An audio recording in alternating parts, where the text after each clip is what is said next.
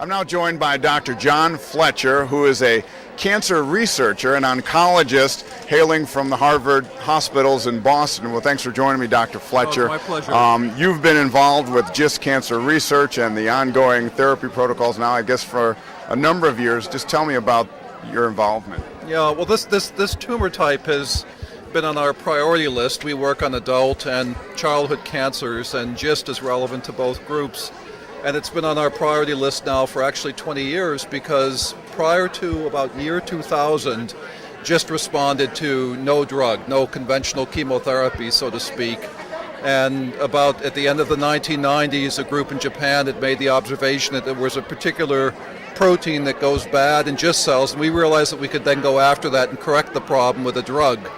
And so the advent of that therapy, the development, it's a drug called Gleevec that many of the folks here are well familiar with, and they're actually keeping hundreds and thousands of people alive now.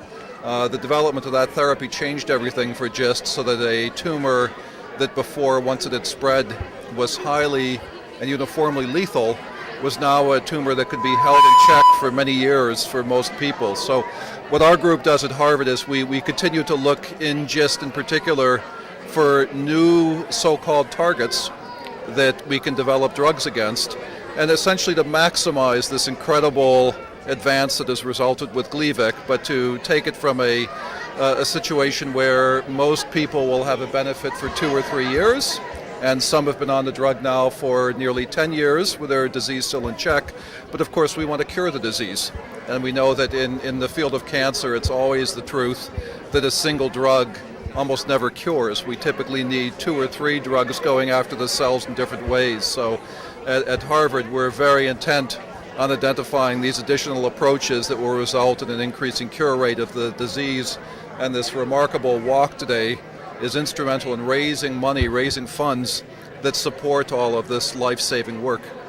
How optimistic are you with finding a cure and with all the progress and the hard work that you've put into finding a cure and conducting your research? Yes, well, you know what? I hope this won't seem self-serving because we're in the business of accomplishing those cures. That's what my laboratory is dedicated to. But I'm not just optimistic; I'm 100% certain. Now, when we speak of a cure, of course, we don't mean that a year from now or 3 years from now that we will find something that will cure everybody with this disease. Cure comes in increments, and what that means is that whereas today we are able to take a group of patients who are afflicted by this disease and who, again, 10 years ago would have had a life expectancy that could be measured in months, and now they're alive for 10 years, but with residual disease, as we say, disease, cancer that we can still detect by x-rays and measure in the body, that when we speak of a cure, we want to whittle away at that number of individuals that is living with the cancer that's being held in check and truly eradicate, to remove all of the disease that they have. And I think the way that'll happen is that we will cure 5%, and then another 5%, and another 5%. In other words, it'll happen by degrees.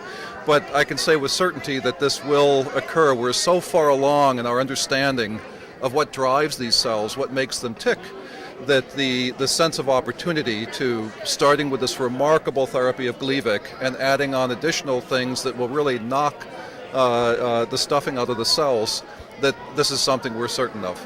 Wonderful. Now, how grateful are you to be affiliated or aligned with the founder of the GIST Cancer Research Fund, Tanya Stutman? She has really been a champion of this cause.